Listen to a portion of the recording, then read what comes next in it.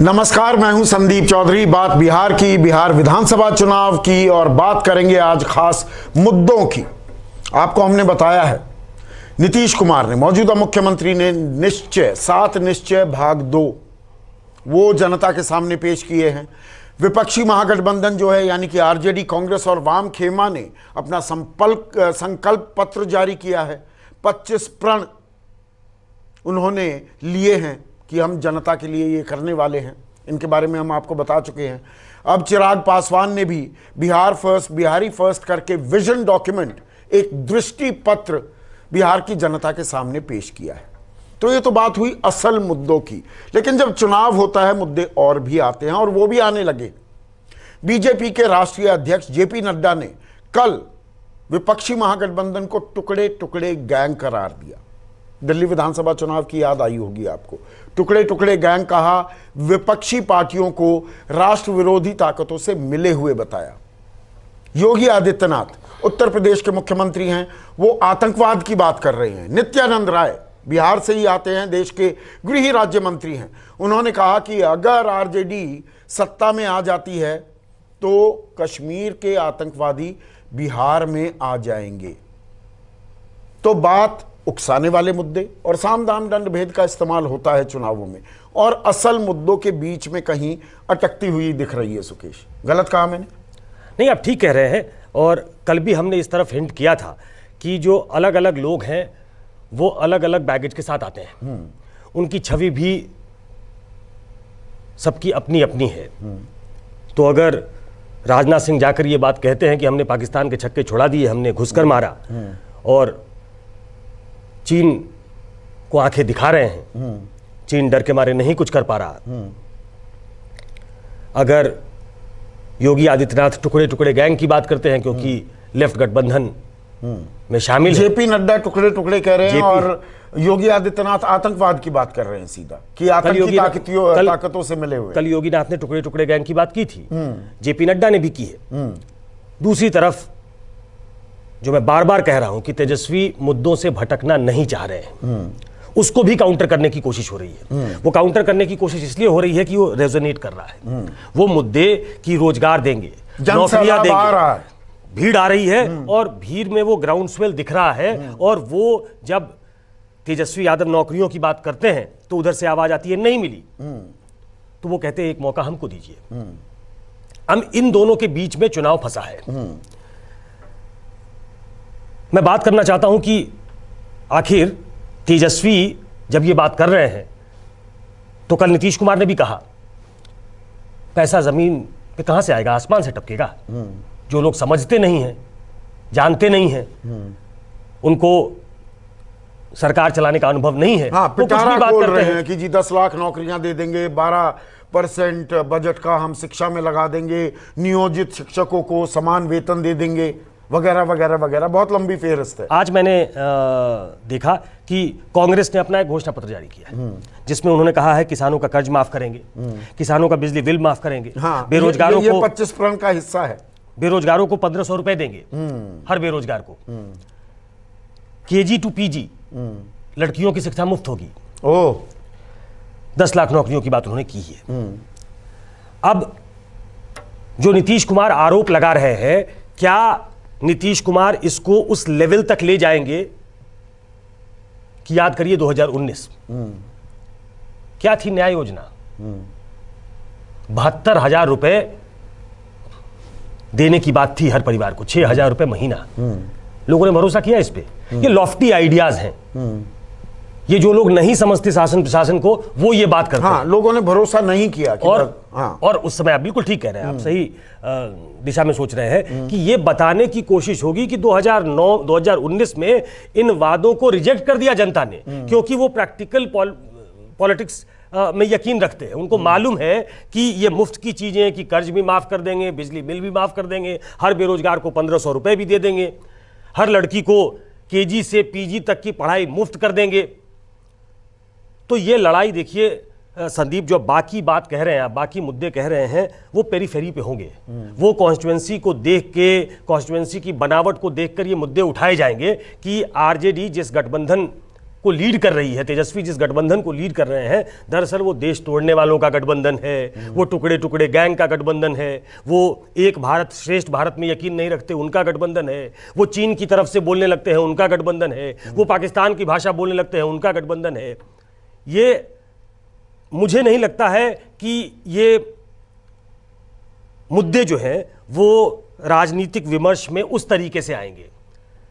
तेजस्वी ने ग्राउंड पकड़ लिया है, उसको काउंटर करने की कोशिश होगी। और 10 लाख नौकरियां मिल सकती हैं कि नहीं मिल सकती। मध्य प्रदेश हो, राजस्थान हो, ये मुद्दे चलते हैं। किसानों की ऋण माफी एक बड़ा मुद्दा था, उस पर बाद में भी राजनीति होती रही कि जो कहा वो नहीं किया गया, लेकिन वो रेजोनेट किया था ग्राउंड पर। कांग्रेस ने वो लाइन पकड़ी है कि किसानों का कर्ज माफ करेंगे, बिजली बिल माफ करेंगे। तेजस्वी ने एक मुद्दा पकड़ा हुआ है युवाओं का, 10 लाख नौकरियां देंगे।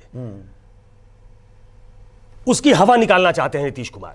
नीतीश कुमार फोर्स्ड हो गए हैं। मैं ये हवाई बातें हैं। तेजस्वी ने उनको फोर्स कर दिया है कि वो उस ग्राउंड पे खेले। ये तेजस्वी का दरअसल बाउंसर है, बैकफुट पर खेल रहे हैं। ये बैकफुट पर जाकर हुक करने की अब कोशिश है, क्योंकि डक करें या डक करें। डक करने से काम नहीं चलेगा। डक तो करने से काम का मन बना, बिल्कुल डक करने से काम नहीं चलेगा, इसको हुक करना पड़ेगा। और इस हुक करने के क्रम में उन्होंने जो पहली बात कही कि इंडस्ट्री क्यों नहीं लगा, कारखाना क्यों नहीं लगे, कारखानों में नौकरियां मिलती, वो क्यों नहीं आए, कि कमाल है, लैंडलॉक्ड स्टेट है ऐसा बताते हैं। मुख्यमंत्री को पहले इस पे घेरा।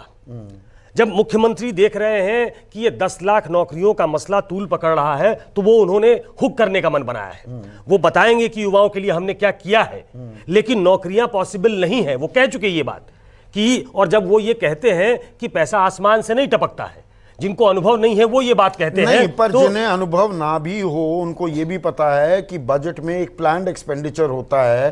प्लान्ड एक्सपेंडिचर में 4.5 लाख, अब जेडीयू इसको लगातार नकार रही है, अपने संकल्प पत्र का हिस्सा बनाया है तेजस्वी यादव ने कि 4.5 लाख तो सरकारी नौकरियां रिक्त पड़ी हुई है। तो उसके लिए तो आपने अपने बजट में कुछ प्रावधान कर रखे होंगे ना, उसमें आसमान से पैसा गिरने की जरूरत नहीं है, वो तो प्रावधान है। मैं उस पर आ रहा था कि तेजस्वी उसका जवाब दे रहे हैं। मतलब उन्होंने अपने टर्फ पे मैच को लाना शुरू कर दिया है। वो कह रहे हैं कि जो बजटरी एलोकेशन होता है, मुख्यमंत्री तो इतने दिन से मुख्यमंत्री हैं, लेकिन थक चुका है लगता है, दिमाग से थक चुके हैं, शरीर से थक चुके हैं। अब वो गवर्नेंस उनके बस का नहीं रहा। जो प्लान्ड एक्सपेंडिचर है उसमें जो बजटरी एलोकेशन होते हैं वो 4.5 लाख जो लोग खाली हो गए, जो भर्तियां रिक्त है, पद खाली है, वो तो ऑलरेडी उस एक्सपेंडिचर का हिस्सा है, तो वो क्यों नहीं हो सकता। उन्होंने सिर्फ 5.5 लाख और जोड़ा है, वो नेशनल एवरेज को लेते हुए जोड़ा है, और उसके लिए एलोकेशन हो सकता है। उन्होंने ये भी कहा कि क्या मालूम है मुख्यमंत्री को कि जितने भी उनके विभाग हैं वो जो पैसा खर्च नहीं करते वो वापस चला जाता है। बिल्कुल जाता है। एलोकेटेड जो एक्सपेंडिचर है उसमें से अनयूज्ड बहुत सारा धन जो है। कमीशन दरअसल थोड़ा सा दर्शकों को बता दें, वित्त आयोग होता है, वो सेंटर स्टेट में केंद्र सरकार कितने पैसे देगी राज्य को, वो अलग अलग मद में अलग अलग एलोकेशंस के जरिए दिया जाता है। अगर वो इस्तेमाल नहीं करता राज्य तो वो वापस चला जाता है। इसी की चर्चा उन्होंने की कि आपको वापस करना पड़ रहा है पैसा, और आप कह रहे हैं पैसे नहीं है। तो पैसे का रोना मत रोइए, आप दरअसल ये विल होना चाहिए, ये पॉलिटिकल विल होना चाहिए, ये विजन होना चाहिए, और मुख्यमंत्री के पास ये विजन नहीं है। दरअसल मुख्यमंत्री के पास जो उनकी यूएसपी थी वो उनका विजन था। मुख्यमंत्री के पास जो यूएसपी थी वो उनका गवर्नेंस था। तेजस्वी उस गवर्नेंस को हिट कर रहे हैं, वो उनके विजन को हिट कर रहे हैं। अब वो व्यक्तिगत तौर पे कह रहे हैं कि थक चुके हैं मुख्यमंत्री, उनके दिमाग में आइडियाज नहीं आते, वो कुछ नया करने को तैयार नहीं है, वो हाथ खड़ा कर देने वाले मुख्यमंत्री हैं। ये कहकर तेजस्वी अपना ग्राउंड स्वेल बढ़ाना चाहते हैं। वो एक प्लेयर के तौर पे, जिसको लोग समझ रहे थे कि ये वीक विकेट साबित होगा, कि तेजस्वी जब नीतीश कुमार के सामने खड़े होंगे तो वो एक ऐसे नोवाइस की तरह खड़े होंगे कि उनके सामने एक ऐसे चमचमाते हुए नीतीश कुमार नजर आएंगे कि किसी को भी लगेगा कि इन दोनों में अगर चुनना है तो नीतीश कुमार को चुनिए। लेकिन वो तेजस्वी आज की तारीख में नीतीश कुमार के सामने सीधा खड़ा होकर चैलेंज करने की भूमिका में है, और वो चैलेंज ऐसा कर रहा है कि नीतीश कुमार को उसके टर्फ पे आकर जवाब देना पड़ रहा है। और नीतीश कुमार जिन बातों से गुरेज करते थे 2015 में आरजेडी के साथ गठबंधन में, जिस बात का जवाब पलटवार करते थे, प्रधानमंत्री फ्लाइट पकड़ते थे दिल्ली से और वो पटना में प्रेस कॉन्फ्रेंस कर दिया करते थे, यही जो बातें, ये आतंकवाद, टुकड़े टुकड़े गैंग, जीत गए तो पाकिस्तान में पटाखे फोड़े जाएंगे, दिवाली मनाई जाएगी, उन बातों को भी अब सहन कर रहे हैं। अगर मैं सहन सही शब्द इस्तेमाल कर रहा हूं, इस नैरेटिव को भी अब सहन कर रहे हैं। मैंने आपको बार बार कहा है कि वो अब इक्वल पार्टनर हैं, वो टर्म्स डिक्टेट नहीं कर सकते, वरना इन शब्दों से, इन बातों से वो गुरेज करते। हैविंग सेड सो, उन्होंने इतना किया है कि एनडीए की साझा रैली होगी, प्रधानमंत्री एनडीए की रैली को संबोधित करेंगे, एलजेपी से ऐसी दूरी बनाने और दिखाने की कोशिश होगी कि कोई हॉबनॉबिंग का आरोप न लगे। यहां तक तो ठीक है, लेकिन जिनके मूल में ये बातें हैं, वो ये बात कहने से नहीं बच सकते, वो अपनी कॉन्स्टिट्यूएंसी को उसी तरीके से एड्रेस करते हैं। तो ये तो मैं कह रहा हूं कि ये कॉन्स्टिट्यूएंसी को देखते हुए इस तरह के मुद्दे इन्वोक किए जाएंगे, लेकिन दरअसल असली मुद्दे जो होंगे वो नीतीश कुमार को परेशान करने वाले हैं, और तेजस्वी उनसे नीतीश कुमार को परेशान कर रहे हैं। क्या इसको उस तरीके से बाई करते हैं लोग? क्या नीतीश कुमार कामयाब हो जाते हैं उनको राहुल गांधी साबित करने में? नीतीश कुमार वर्सेस राहुल गांधी हुआ तो लोगों ने राहुल गांधी को एक नौसिखुआ समझा कि वो 12,000 6,000 रुपए हर महीने तो दे रहे हैं, 72,000 हर साल देने की बात कर रहे हैं, और इतनी बड़ी रकम अगर 6,000 हर घर में जाए तो वो न्याय योजना जब आई थी, संदीप याद करिए, और उनकी फेस रीडिंग करिए, याद अगर आपको है, तो राहुल गांधी को वो ऐसा गेम चेंजर लग रहा था कि इसके सामने प्रधानमंत्री के पास कोई जवाब नहीं होगा। हाँ। क्योंकि वो विपक्ष में थे, उन्हें एक लॉफ्टी आइडिया सामने रखना था। उनको लगा कि नरेंद्र मोदी को उन्हीं के गेम में घुसकर मारिए। इसी तरीके के सपने नरेंद्र मोदी दिखाते थे, उन्होंने सपना दिखाने की कोशिश की, लोगों ने बाय नहीं किया। नहीं, पर उसमें एक और दिक्कत ये थी कि चौकीदार चोर है का जो नैरेटिव था उसको प्राथमिकता ज्यादा दे दी, और मुद्दे कहीं ना कहीं वो हाशिए पर चले गए। 72,000 की न्याय योजना की उतनी गूंज नहीं हुई जितनी चौकीदार चोर है, जो लोगों ने मानने से इनकार कर दिया। देखिए, आपको याद होगा कि जब 72,000 की बात उन्होंने की थी, 6,000 हर परिवार को हर महीने देने की बात की थी, तो उसके बाद दबाव में आकर 2-2 हजार की 3 किस्त 6,000 नरेंद्र मोदी को भी करना पड़ा था। लोगों को लगा कि जो डूएबल है वो नरेंद्र मोदी कर सकते हैं। प्रैग्मेटिक पॉलिटिक्स यही है, ये रेवड़ियां बांटने का जो है कि ये भी मुफ्त कर देंगे जी, ये भी मुफ्त कर देंगे, ये भी मुफ्त कर देंगे, तो ये कहीं ओवरडू तो नहीं हो रहा है। एक खतरा ये है कि हर बेरोजगार को 1,500 रुपए देंगे। क्या बेरोजगार इसको बाई करने को तैयार होगा कि 1,500 रुपए मिलेंगे? ये तो राहुल गांधी ने भी कहा था। तो इसको को 4,000 रुपए देने की बात है, जिनको 1 से 2,000 रुपए मिलते हैं। बिल्कुल, मनरेगा में 100 दिन के बजाय 200 दिन नौकरियां देने का प्रावधान रखा है उन्होंने संकल्प पत्र में। नहीं हो जाएगा। मुझे इस बात का डर लग रहा है कि क्या ये ओवर स्ट्रेच होकर क्या वही नैरेटिव बिल्ड होना शुरू हो जाएगा कि तेजस्वी कह तो रहे हैं लेकिन ये डूएबल नहीं है। अब तेजस्वी बार बार हर रैली में, हर इंटरव्यू में उसको फीजिबल बताने की कोशिश कर रहे हैं कि ये दरअसल डूएबल है। इसको जो लोग कह रहे हैं डूएबल नहीं है, उनके पास प्रैग्मेटिज्म नहीं है, उनके पास वो एक्यूमेन नहीं है, दे हैव लॉस्ट इट। उनके पास वो गवर्न तो बहुत दिन से कर रहे हैं, गवर्नेंस की खाप बहुत दिन से रहे हैं, लेकिन वो दरअसल दे हैव लॉस्ट इट, वो नहीं कर सकते, ये हम करके दिखाएंगे। ऐसे में आखिरी सवाल, एक बदलाव की भी दरकार दिख रही है क्या? देखिए, अलग अलग चैनल्स ओपिनियन पोल करते हैं, प्रेस काउंसिल ऑफ इंडिया कहती है ये नहीं करनी चाहिए, फिर भी आ जाते हैं। उसमें से एक में जो एक बड़ी तस्वीर उभरी वो ये कि 2010 के नीतीश कुमार की बात करो तो एक्सेप्टेबिलिटी 60% थी नीतीश कुमार की, जो एक्सेप्टेबिलिटी अब गिरकर 38 पर आ गई है। फर्स्ट चॉइस वो 32% लोगों के हैं और 27% आ गए तेजस्वी के नाम पर उससे भी बड़ी तस्वीर देखें तो 38% अभी एक्सेप्ट करते हैं और नए चेहरे को लेकर अब 34% कह रहे हैं नए चेहरे की भी जरूरत है बिहार को। तो ये एक चीज, ये एक समस्या कि भाई एक नया चेहरा चाहिए। नीतीश हमने देखे, उन्होंने काम किया है, अच्छा काम किया है, अभी भी एक्सेप्टेबिलिटी है जो काफी गिरी है पिछले 10 साल में। तो नए चेहरे की जो दरकार दिख रही है, ये भी चुनाव में एक अहम फैक्टर होने वाला है क्या? देखिए 2010 और 2020 के नीतीश कुमार में जमीन आसमान का अंतर है। 2010 में वो हाई हॉर्स पे थे संदीप, और मैंने व्यक्तिगत तौर पे अनुभव किया 2005 में जब वो सत्ता में आए थे तो एक लोगों में यूफोरिया था। 2010 तक ऐसा लग रहा था कि चीजें बदलने लगी है, और दूसरा टर्म तो उनको ऐसा मिला कि 15 सालों का जो शासन था उसको 5 साल में बदला नहीं जा सकता। एक टर्म तो हैंड्स डाउन नीतीश कुमार को मिला। 2010 में वो उनकी गजब की पॉपुलैरिटी थी। 2015 में उन्होंने पाला बदला, वो नरेंद्र मोदी को हराने के लिए था, क्योंकि 2014 में वो नरेंद्र मोदी से हार गए थे। नीतीश कुमार ने अपने पॉलिटिकल विजडम का इस्तेमाल करते हुए उन्होंने एक ऐसा सोशल कॉम्पोजिशन बनाया आरजेडी के साथ जिसमें बीजेपी को हार जाना था। बीजेपी हार गई। 2015 के बाद जो उनकी सत्ता चली है, जिसमें 1.5 साल के आसपास आरजेडी के साथ और उसके बाद बीजेपी के साथ, इसमें हर राजनीतिक जानकार आपको कहेगा, जो बिहार को नजदीक से जिसने देखा है, जो जानता है, कि वो थर्ड टर्म नीतीश कुमार का थोड़ी जड़ता वाला टर्म था। उसमें थोड़ी शिथिलता थी, उसमें वो प्रोएक्टिवनेस नहीं दिखता था। तो वो लोकप्रियता तो आप 2020 में नीतीश कुमार की नहीं सोच सकते। आपने कहा एक नए चेहरा, एक तमाम इसमें ऐसी बातें हैं जिसको एनडीए के लोग, जेडीयू के लोग अपने पक्ष में रखने की कोशिश करेंगे कि आज भी नीतीश कुमार पहली पसंद है। 15 साल के शासन के बाद भी वो अचीवमेंट है। और हम इस सर्वे की बात कर रहे हैं, जो सर्वे हमारा नहीं है, सीएसडीएस ने वो सर्वे किया है, हम उसके आधार पर चर्चा कर रहे हैं।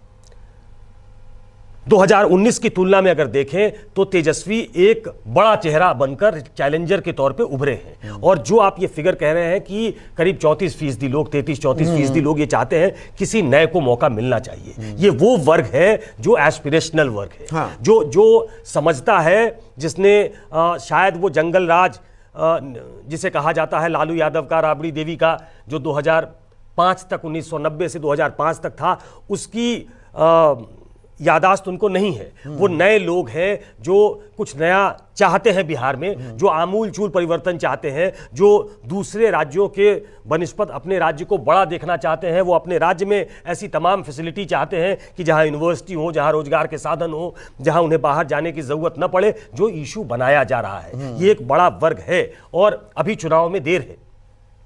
क्या वो मोमेंटम पकड़ेगा? हाँ, अभी या तो फिर परसों से जो रैलियों की भरमार शुरू होगी, नरेंद्र मोदी प्रधानमंत्री भी जाएंगे, राहुल गांधी भी आने वाले हैं। अभी देखते हैं, अभी नैरेटिव अभी बन रहा है। अभी वो मुकम्मल जो शेप क्या लेता है वो आने वाला वक्त आने वाले समय में पता लगेगा। और वो इसलिए मैं कहता हूं कि उसमें एनडीए हार नहीं मानने वाली, क्योंकि प्रधानमंत्री का पदार्पण अभी नहीं हुआ है। प्रधानमंत्री एक एक्स फैक्टर हो सकते हैं। प्रधानमंत्री उसी सर्वे में है कि प्रधानमंत्री की लोकप्रियता, प्रधानमंत्री ने जो काम किया है उस पर लोगों का विश्वास है, और प्रधानमंत्री नीतीश कुमार को एक विजनरी नेता बता चुके हैं। तो क्या प्रधानमंत्री कॉम्प्लीमेंट करके वो जो अनडिसाइडेड वोटर है, या वो जो वोटर जो एक नया चेहरा चाहता है, क्या उसे कन्विंस कर देंगे कि दरअसल यही चेहरा है जो बिहार को आपकी तरह जो सोच रहे हैं उस दिशा में आगे बढ़ाएगा? पर इसमें एक फर्क है 2019 और 2020 में। 2019 में प्रधानमंत्री की लोकप्रियता अपने चरम पर थी, आज भी बरकरार है। लेकिन आज और पिछले साल में फर्क यह है सुकेश कि कोरोना नहीं था पिछली बार। 7 महीने से देश में सारे लोग अपने घरों में बैठे हुए हैं, तनख्वाहें कट रही हैं, नौकरियां जा रही हैं, बेरोजगारी एक बड़ा मुद्दा हो गया है, साथ में महंगाई चल रही है।